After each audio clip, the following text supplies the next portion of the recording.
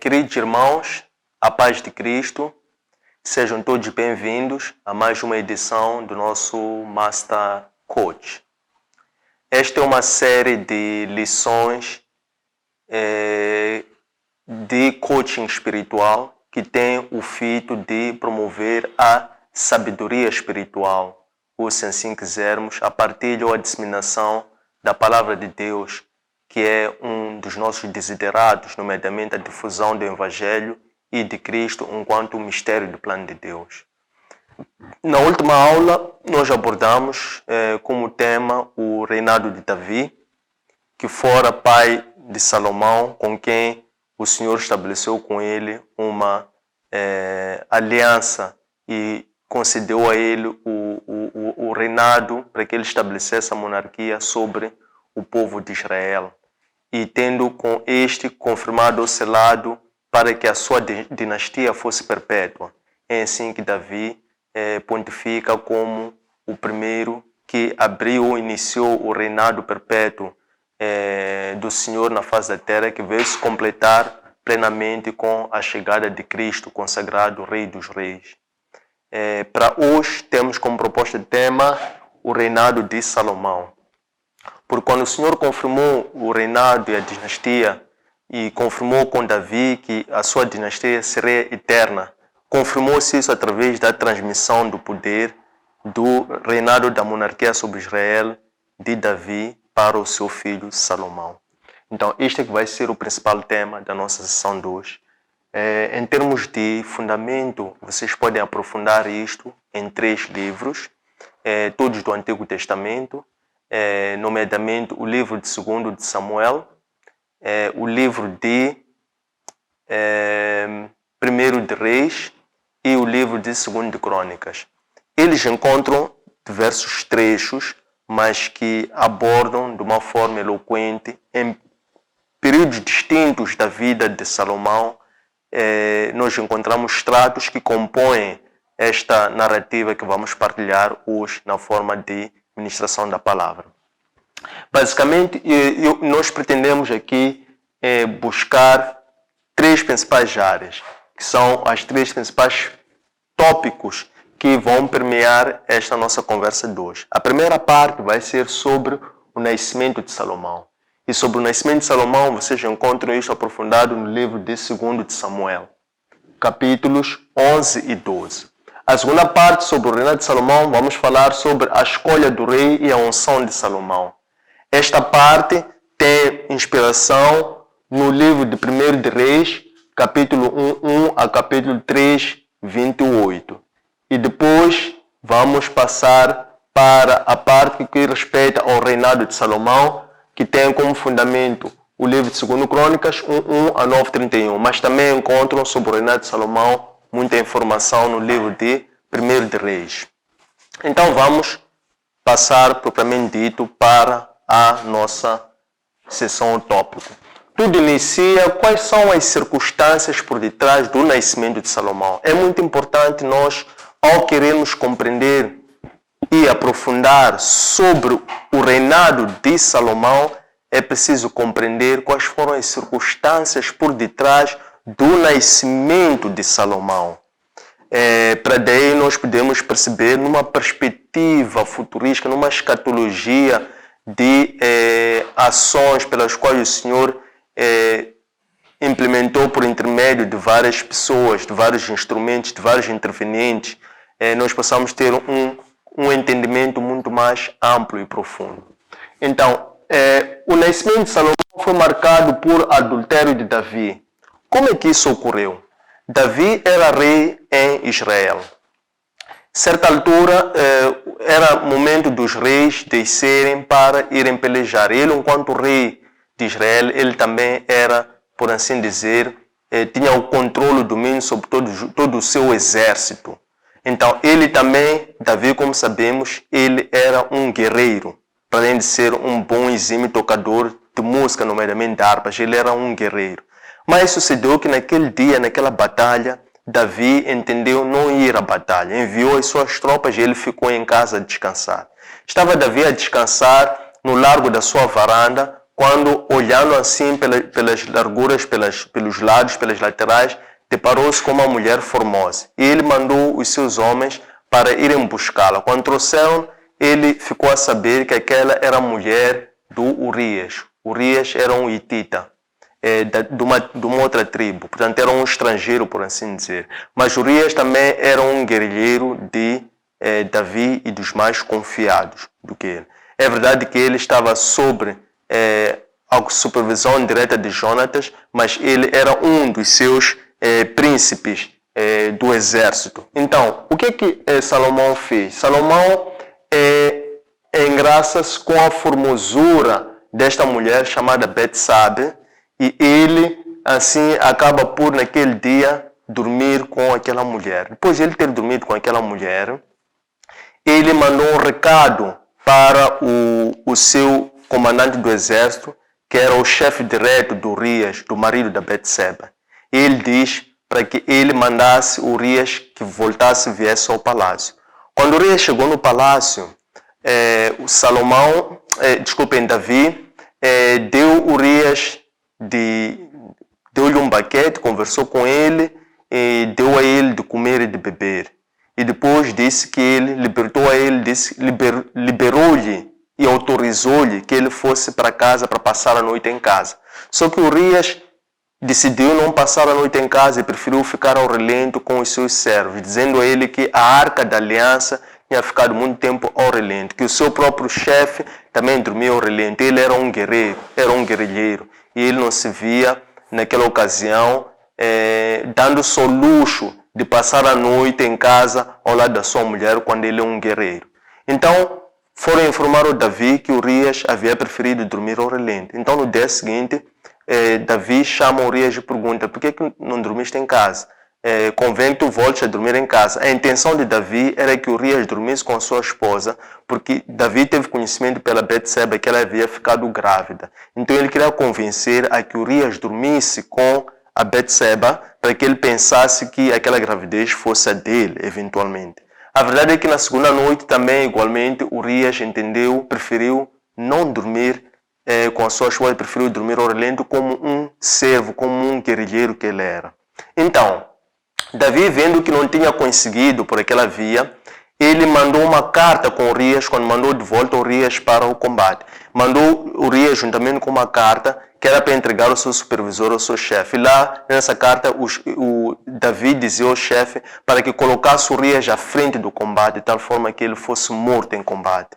Então, Urias, o chefe concordou, pôs Urias naquela posição de frente do combate, e Urias, no meio do combate, ele é ferido à espada, é morto ali à espada. E depois de ele ser morto, Urias, o profeta Natan, ele é informado, anunciado pelo Senhor para descer até Davi e despertar a Davi daquilo que Davi pensou que fosse ficar oculto e que ninguém fosse ver. Então, o profeta Natan vai ter com Davi. E ele diz assim, ele conta uma parábola ao rei Davi, dizendo que, olha, numa certa cidade existiam dois homens. Um homem muito rico, que tinha muito gado, e um homem muito pobre, que só tinha somente um único gado. Sucede que este homem rico recebeu uma visita e ele quis oferecer algo para comer essa visita. Então, ao invés de ele escolher do seu gado, ele foi tirar daquele homem pobre o único gado que tinha para oferecer de refeição ao seu visitante. Então, Davi, logo que ouviu isso, disse uma condenação grave para esse homem, porque ele agiu mal. Então, Natan disse, esse homem és tu. Então, quando o rei Davi, reconhecendo isso, ele logo disse, pequei contra o Senhor. Ele reconheceu a sua falha, pequei contra o Senhor. Então, o profeta Natan, de seguida, lhe diz, mas a espada não vai sair da sua casa. Consequentemente, esse filho que está à espera da Betseba não vai viver. E o profeta Natan retirou-se. Sucede que, efetivamente, aquela criança, quando nasceu com uma doença grave e, ao 7º dia de vida, acabou perdendo a vida. Depois de Davi ter perdido esse primeiro filho com Betseba, ele acabou assumindo ela enquanto esposa e foi lhe consolar e dormiram juntos novamente. Eis que ela ficou grávida pela segunda vez e acabou nascendo um outro filho. Quando nasce esse outro filho, desce o profeta Natan para reconhecer esse filho. E Salomão deu, o rei Davi deu esse filho o nome de Salomão. Chegado Natan para reconhecer essa criança, o profeta Natan disse que esse filho chamar-se-ia de sobrenome Gedidias, que significa o amado do Senhor. E isso era por sinal de que Deus já havia perdoado a Davi por aquela falha que ele havia cometido. Então, essas são as circunstâncias do nascimento de Salomão. Após isso acontecer, o rei Davi avançou de idade e depois ele teve problemas com um dos seus filhos e depois um dos seus filhos quis assaltar o poder à força contra Davi. Mas não ficando por aí, continuou até que Davi começou a chegar aos seus últimos dias de vida. Então, estando Davi próximo dos seus últimos dias de vida, Davi quis organizar o seu reino, nomeadamente, ele pretendia construir o templo. Então, ele ao pretender construir o templo, novamente, Deus envia o profeta Natan e diz a Davi: não serás tu quem irá construir o templo, porque da tua mão passou muito sangue, incluindo sangue inocente. Então, quem vai construir o templo será um filho teu que vai provir das suas entranhas. Então, Davi trabalhou sem cessar para a construção daquele templo através do aprovisionamento dos recursos, dos bens, dos utensílios, sobretudo também do filho que ele gerou e também da planta que ele tinha sobre o templo, que ele também confiou essa planta ao seu filho Salomão. Então, aproximando-se os últimos dias de vida de Davi, começou uma luta pelo poder para a sua sucessão. Então, um dos filhos de Davi, chamado Adonias, que era por sinal o quarto filho de Davi, e eventualmente naquela altura o filho vivo mais velho de Davi, chamava-se Adonias. E Adonias pretendia também assaltar o poder à força. Isso é um espírito que veio sobre ele e deu-lhe essa coragem, essa intenção de querer levar o poder à força, sem a unção, ou a bênção, ou a indicação do pai Davi, que ainda era vivo. Então ele começou a fazer alguns movimentos nesse sentido. E isso chegou ao conhecimento de Davi, mas Davi não reagiu. Isso presume-se que ele não tenha reagido ou por serenidade, ou então simplesmente por impotência. Significa que após isso acontecer, então Adonias conseguiu atrair para ele, junto dele, alguns apoiantes, que são pessoas que eram próximos do seu pai, e ele foi para fazer uma celebração como se ele tivesse adquirido todos os poderes, tivesse subido ao trono de Israel, consagrado como rei de Israel, e começou a fazer uma grande festa.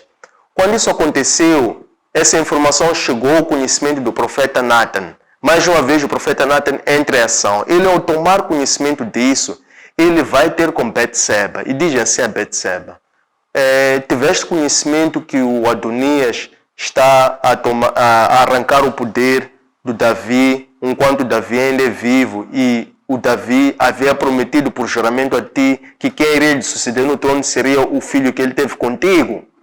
Betseba disse: não sabia. Então disse: ok, então vais ter com Davi e lhe protesta contra isso, porque ele prometeu a ti que iria lhe suceder no trono o filho que ele teve contigo. Então é algo que tu tens por direito, vai reivindicar. Depois, quando tu chegares para reivindicar isso a Davi, eu também de vir logo de seguida e vou também secundar esse ensejo.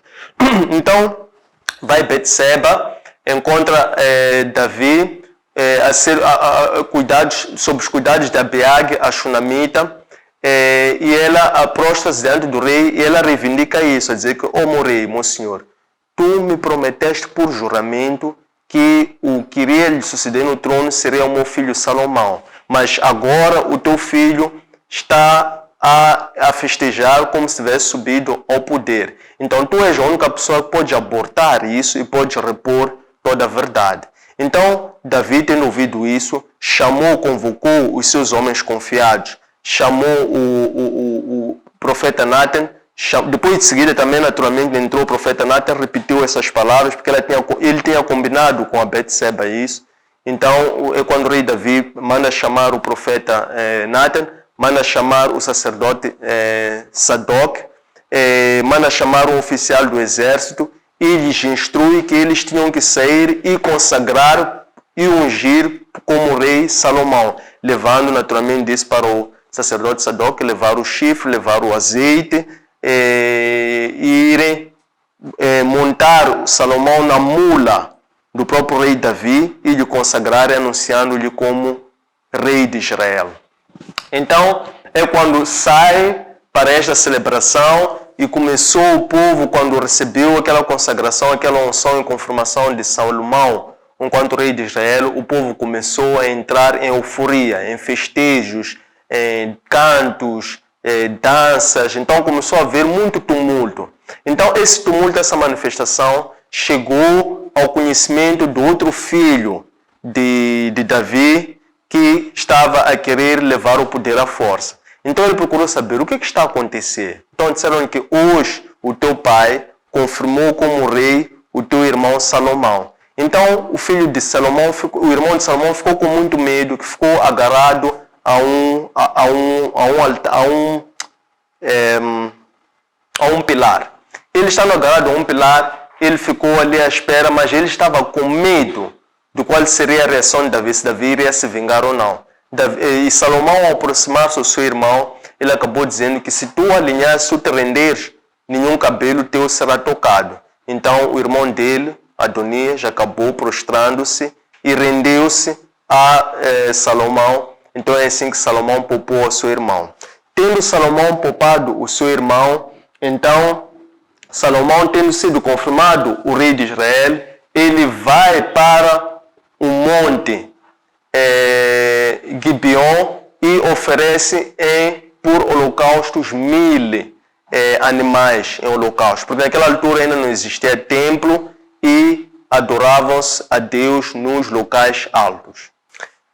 Tendo o rei Salomão oferecido em holocausto 1000 animais, que representa uma oferta expressiva em termos quantitativos e qualitativos, esta oferta agradou o Senhor. Então, naquela mesma noite, Deus apareceu a Salomão em sonho. Disse: Salomão, pede-me, diz-me o que tu queres, que eu te concedo. E Salomão disse assim: o Senhor confirmou, foi muito compassivo com o pai Davi. Deu-lhe um reino eterno e confirmou com ele que a sua dinastia seria eterna. E deste a mim, ao teu servo, um povo muito numeroso como a areia, que é impossível de contar.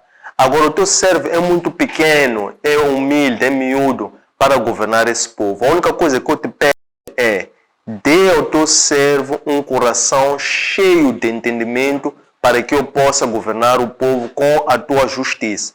Então, quando Salomão responde isso a Deus, Deus ficou muito mais comovido ainda pela resposta de Salomão. Se Deus tinha ficado comovido com o holocausto, depois ficou ainda mais comovido com a resposta que Salomão disse. Disse assim: tu não pediste dinheiro, não pediste riqueza, não pediste poder, não pediste muitos anos de vida, não pediste para vingar contra os seus inimigos, mas pediste sabedoria para fazer a minha obra. Então eu vou te dar isso e muito mais do que isso. Vou te dar sabedoria e vou te dar também riqueza como nenhum rei nunca antes teve na face da terra.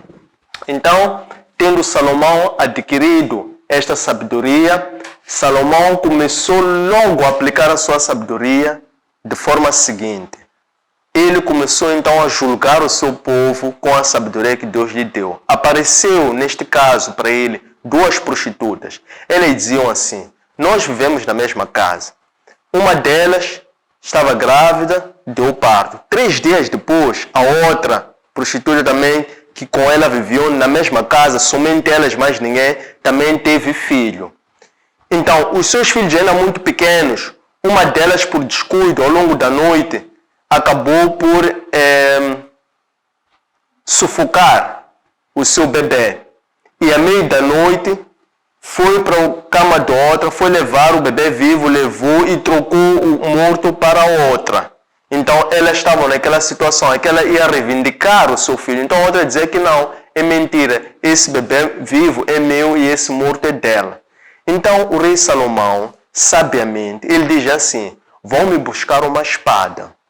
Foram buscar uma espada. Ele recebeu a espada e ele disse, ok, eu agora vou cortar esse bebê pelo meio e cada uma vai levar a sua metade. Logo que o rei Salomão disse isso, uma delas disse não. Se é para matar se é para cortar o bebê pelo meio, então que ela fique com esse bebê. Então logo o rei Salomão ajuizou dizendo que o filho era da outra, porque ele percebeu pelas atitudes que o filho pertencia a ela, pela justiça que ele tinha pedido. E aí o povo reconheceu que Salomão era muito sábio, que tinha uma sabedoria divina. Então é assim que inicia o reinado de Salomão. O primeiro ato de Salomão enquanto rei foi no 4º ano do seu reinado, ele iniciou a construção do templo. Este templo que era um dos sonhos de seu pai Davi. Mas que depois o profeta Natan disse para ele, disse que tu não podes construir o templo. Deus mandou dizer que tu não podes construir o templo, pegaste muito sangue, inclusive sangue inocente. Então, o rei Salomão iniciou a construção do templo quando estava no ano 4º do seu reinado. E essa construção levou 7 anos. Quando ele esteve no ano 11º do seu reinado, ele concluiu a construção do templo. Mas essa construção do templo foi um processo, foi uma engenharia muito complexa e muito sábia. Para Salomão conseguir construir este templo, ele teve que contar com o apoio de muitas pessoas. Então ele começou a fazer alianças. Uma delas foi com o rei de Tiro, que era chamado Aram, que era um dos parceiros do seu pai Davi. Então ele aproxima-se ao rei de Tiro e ele anunciou ao rei de Tiro a necessidade, o desafio que ele tinha, podemos assim dizer, mais que desafio, a aliança, o juramento que ele tinha de construir o templo. E que ele queria por ali estabelecer um acordo de parceria com o rei de Tiro. Como saber que lá de Tiro vinham as madeiras mais lindas, tinham os mestres mais sábios, que eram hábeis, né, que era trabalhar com madeira, com mármore, com tecido, etc. Então ele fez um acordo a pedir o apoio do rei de Tiro no provimento de materiais preciosos para a construção do templo. O rei de Tiro se compadeceu muito dessa intenção de Salomão, que manifestou seu total apoio, mas pediu em troca que Salomão lhe providenciasse anualmente trigo, azeite e outras provisões que saíam de lá. Então, selou-se esse acordo comercial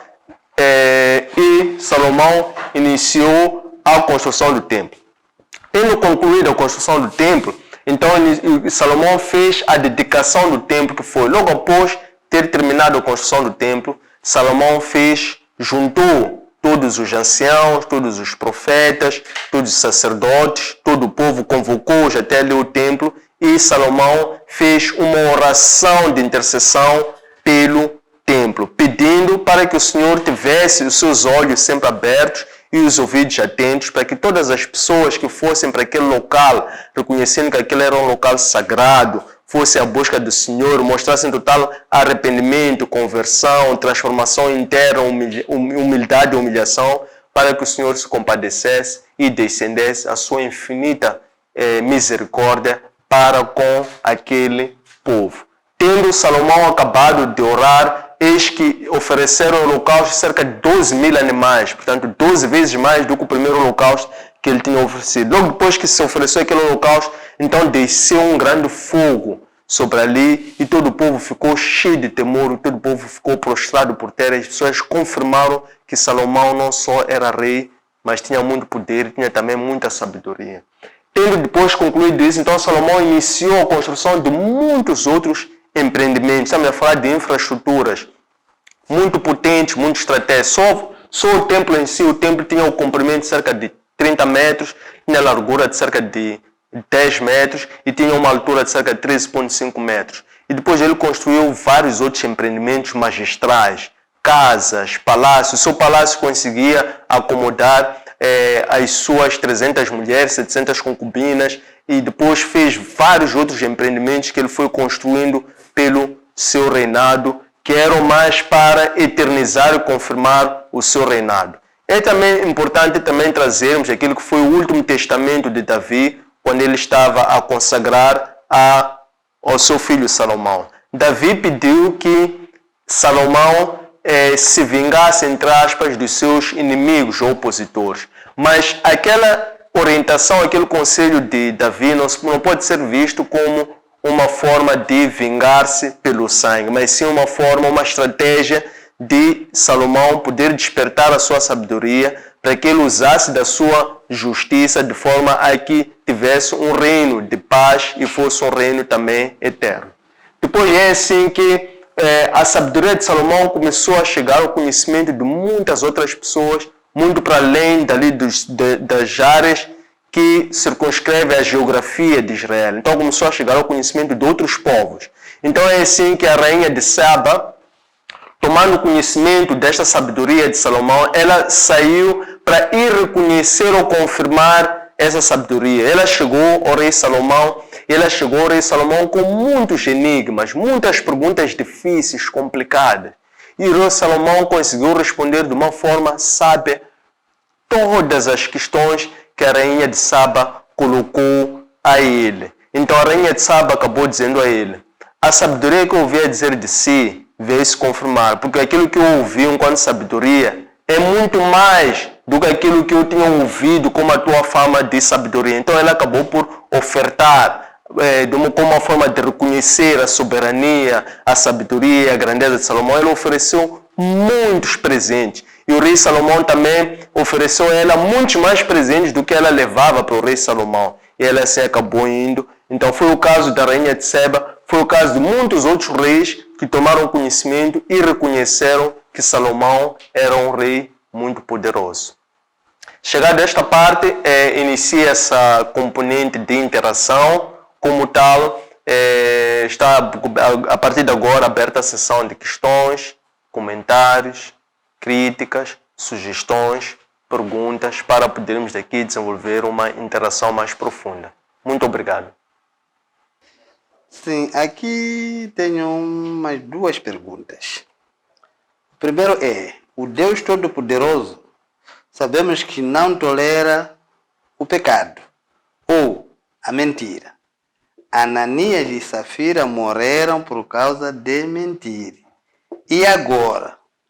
Aqui ouvimos que o Davi fez matar um inocente, porque o Deus não fez nada na hora. Essa é a primeira pergunta. A segunda: o que são as concubinas? E essa lei de ter muitas mulheres, quem deu? E agora termina por quê? Obrigado. Só tenho 3 indagações só. A primeira é: sabia Davi de que Salomão era escolhido?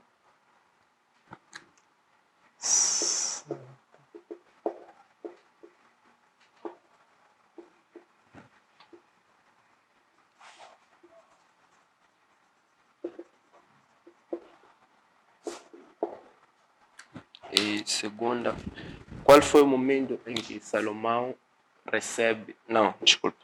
Sim. Qual foi o momento em que Salomão recebe a informação de que ele é ungido de Deus? Em que Salomão recebe a informação De que é ungido de Deus.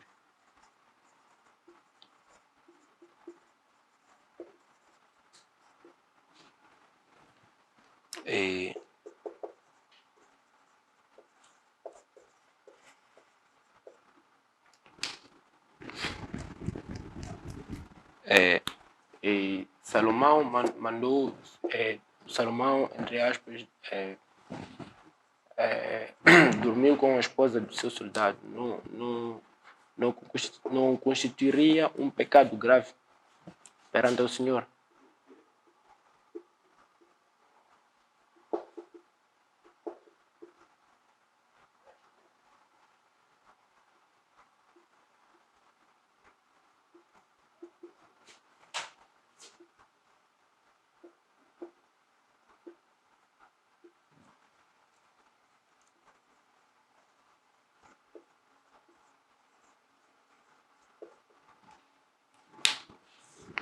A última, visto que Salomão cometeu adultério com a esposa de seu soldado, será que se não fosse um profeta ali alertar, ele mesmo teria se arrependido?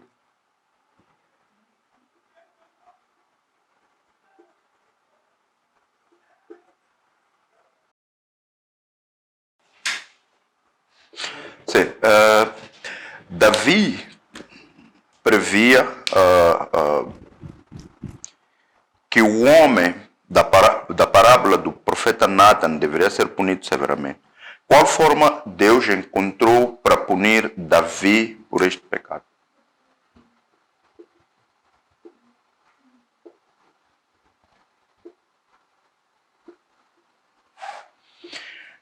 Salomão construiu o templo para o Senhor. Eu recordo-me que dos 12 apóstolos, o Pedro foi a pedra para a construção ou a constituição do templo. Gostaria de perceber se esses templos são diferentes, se sim, qual é de cada um dos dois lados. Ok. Desculpa, pode repetir, senão se me A primeira ou a segunda? O que é melhor? Ele falar todas e depois repetir como é que é? Peço para repetir esta última. Esta última. Sim, o Salomão construiu o templo para o Senhor, não é?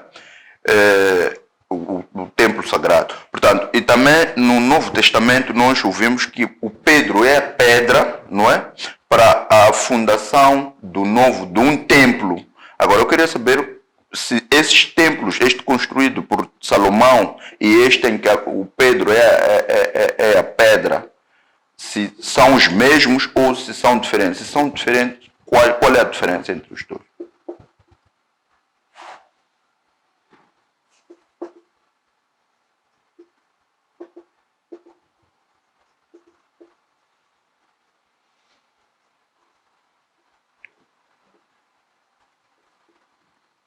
E também gostaria de saber se o reinado do Salomão é a instauração da monarquia em Israel, ou sim ou não? Sim ou não? Explicar.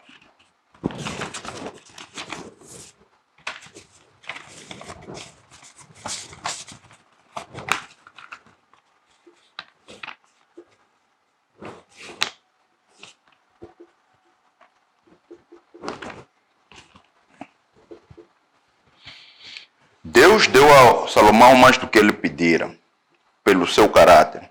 Como nós, cristãos ou seguidores de Deus, hoje, podemos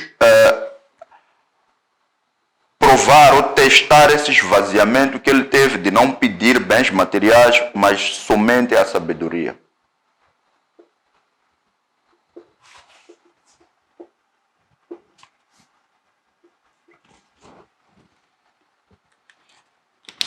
E gostaria de perceber quais lições tirar deste bom homem que é o Salomão. Ele tinha muita sabedoria. Eu gostaria de saber quais lições nós podemos tirar deste homem.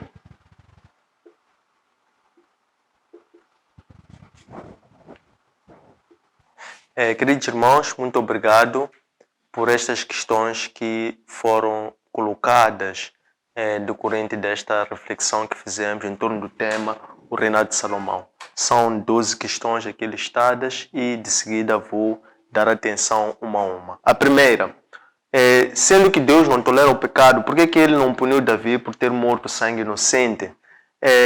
O Senhor puniu Davi por ter morto sangue inocente. Quando o profeta Natan desce até ele contando-lhe a parábola do homem rico e do homem pobre, que foi a armadilha pela qual Deus usou por intermédio do profeta Natan para que Davi alertasse Davi sobre o pecado que ele tinha cometido, de forma que levasse a que ele se arrependesse. Efetivamente, o rei Davi acabou por se arrepender, confessando que tinha pecado diante do Senhor, mas ainda assim Deus não lhe poupou diante daquele. O profeta Natan lhe anunciou que ele haveria de perder aquele filho que não iria viver, por assim dizer. É assim que ao cabo de 7 dias de vida, aquela criança acabou mesmo por perder a vida. O que são concubinas? Quem deu essa lei? E por que agora não continua? No caso, disse que o rei Salomão teve 1000 mulheres.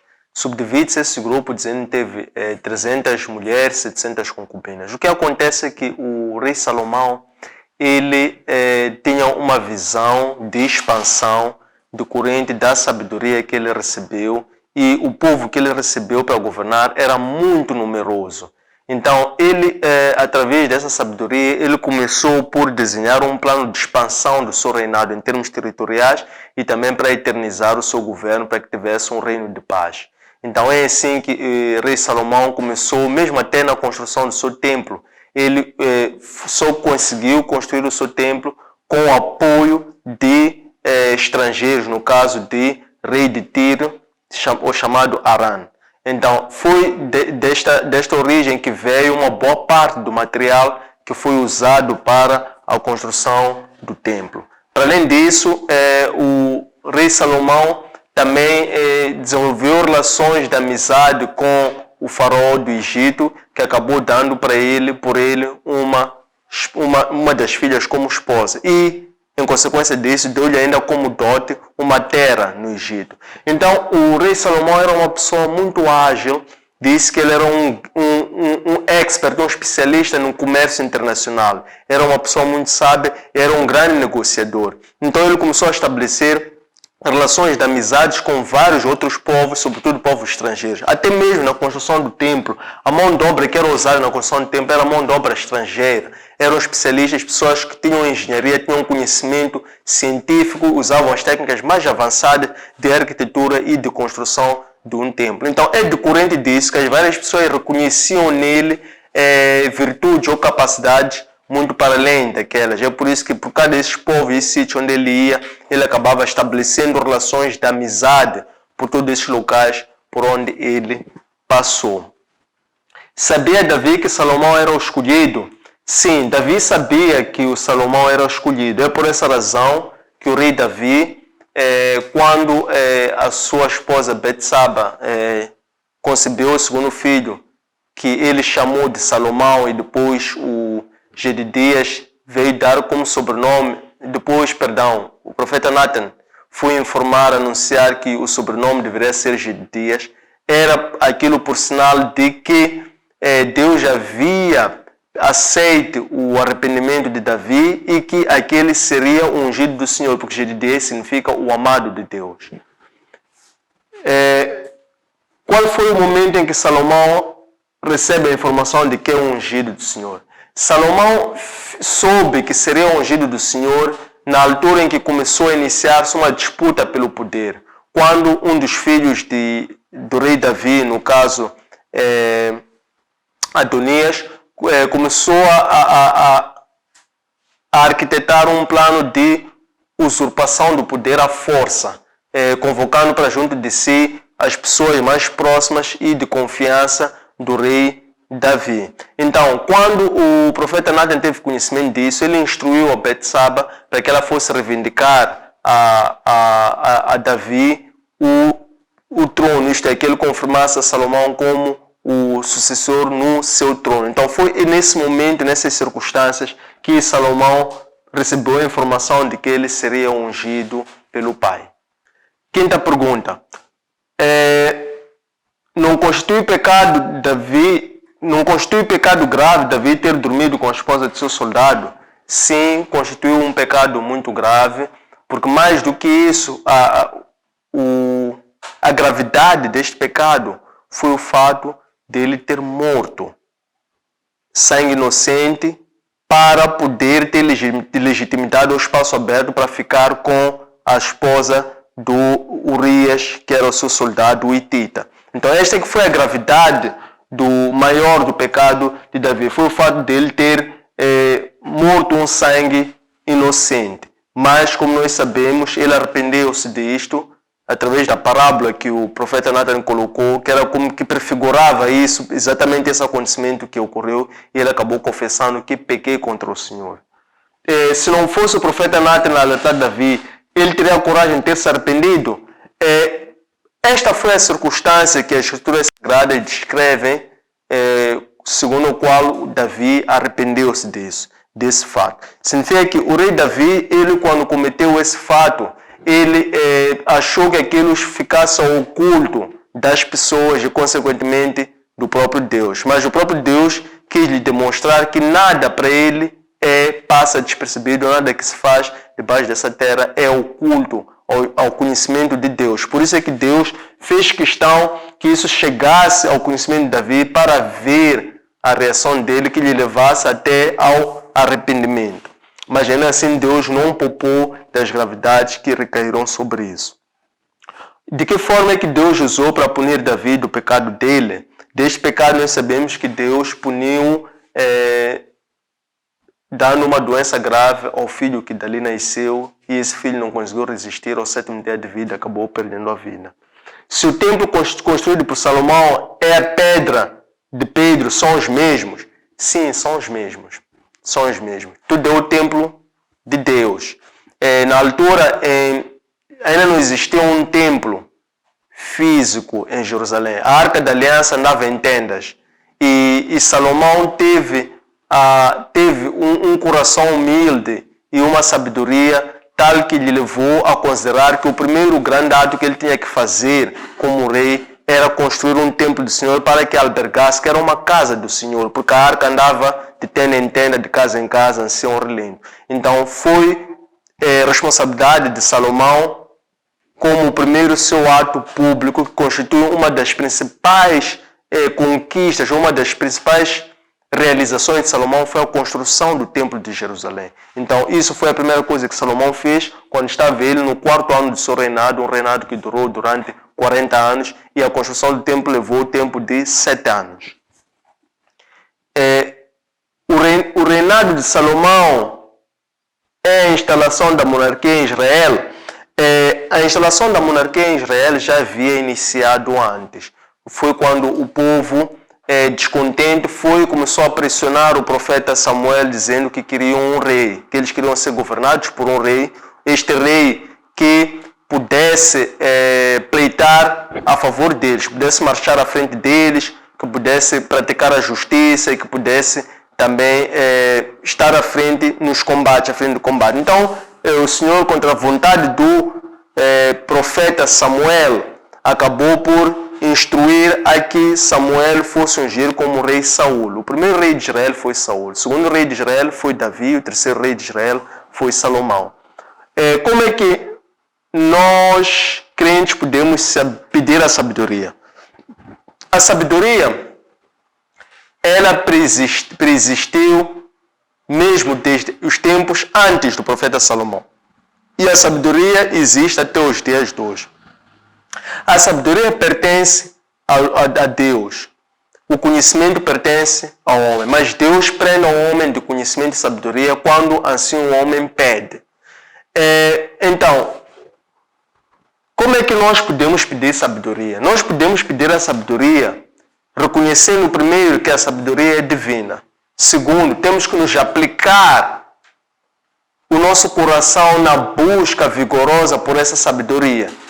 E terceiro, essa sabedoria vem por intermédio do Espírito Santo. Se nós consagrarmos os dons, os talentos que recebemos por intermédio do Espírito Santo para pô-los ao serviço do Senhor, de forma a honrar, a glorificar, a agradecer e a louvar o nome do Senhor, então Ele sim nos concede sabedoria. Basta pedir que recebamos. Então é preciso saber pedir, não só pedir, mas é também preciso saber pedir. Porque o livro de Provérbios diz que o princípio da sabedoria é o temor a Deus. Então, para ter sabedoria, primeiro precisa ter temor a Deus. 11ª questão. Que lições podemos tirar deste homem, do rei Salomão? Para podermos tirar lições sobre o reinado de Salomão, teremos que recuar um pouco para olhar para o perfil e o caráter do seu pai Davi. Davi prefigura nos anais da história da humanidade, nas escrituras sagradas, que Davi foi o rei que Deus escolheu segundo o seu coração. Segundo, Davi, antes de morrer, ele instruiu ao seu filho Salomão em como poderia proceder para ter um reino eterno e um reino de paz eterno. E, segundamente, Davi também orou para o Senhor, para Deus, pedindo ao Senhor que Salomão tivesse um bom coração e temor a Deus. E terceiro, mais importante, é que Salomão, ele demonstrou essa piedade dele, isto é, esta ambição em fazer crescer o reino de Deus, mas que isso não implicasse o seu crescimento pessoal. Isto é, inicialmente Salomão tinha a última ambição de fazer crescer o nome de Deus. Então ele, quando pede a sabedoria, ele justifica que ele queria usar aquela sabedoria para julgar o povo com justiça. Então, é esta humildade, este caráter de humildade, e depois a forma como ele executou esse caráter de humildade, aplicando a sabedoria em dois grandes atos. Primeiro foi quando julgou a causa daquelas duas prostitutas, e de seguida foi quando ele tomou a decisão de, em primeiro ato público, ser a construção do templo de Jerusalém, que levou o tempo de 7 anos para a sua construção, por intermédio de apoio que ele conseguiu granjear, simpatia, porque ele precisava de auxílio para fazer aquela grande obra. Então ele começou a estabelecer relações de amizade com o rei de Tiro, estabeleceu um acordo comercial muito grande, que anualmente o rei de Tiro enviava muito material continuamente para a construção, inclusive mão de obra, para a construção daquele templo. Se vê que para a construção do templo não entrou mão de obra local dos israelitas. Nenhum israelita foi usado para mão de obra de construção do templo, mas foram todos estrangeiros e material também vindo de fora. E em troca, o rei Salomão também dava muito provimento, dava trigo, dava azeite e dava muitos outros bens anualmente, é resultado dessa troca comercial que ele estabeleceu. Os templos são construídos até aqui, os templos vivos são construídos todos os dias. Nós temos que nos recordar que Cristo, quando subiu para Jerusalém, para ir celebrar a Páscoa, ele, quando chegou ao templo, ele encontrou mercadores, encontrou cambistas, encontrou aqueles que vendiam animais lá. E ele insurgiu-se contra eles, dizendo que aqueles estavam a profanar o templo e que ele ia para ali para purificar aquele templo. O que ele fez para purificar o templo? Ele primeiro expulsou todos aqueles, e depois foi quando ele afirmou que iria destruir aquele templo, iria reconstruir um novo templo em 3 dias.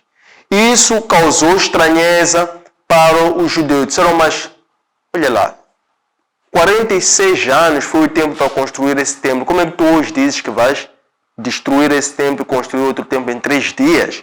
Então, nós temos que nos lembrar quanto a isso, que o Cristo, enquanto somos sacerdote, ele veio como um sacrifício santo, vivo e agradável a Deus. Consequentemente, o templo de Deus, isto é, o templo vivo de Deus, é o próprio corpo da pessoa, que se oferece como um sacrifício santo, vivo e agradável ao Senhor, purificando-se, praticando a santidade, tendo um coração nobre e buscando sem reservas a sua sabedoria, para que o Senhor possa fixar morada no corpo e, consequentemente, possa se manifestar no corpo da própria pessoa. Então, os templos são construídos todos os dias, são renovados todos os dias, porque a busca vigorosa pelo Espírito Santo é uma missão árdua e diária que a pessoa faz todos os dias. É por isso que dizemos, o apóstolo Paulo diz que nós temos que sempre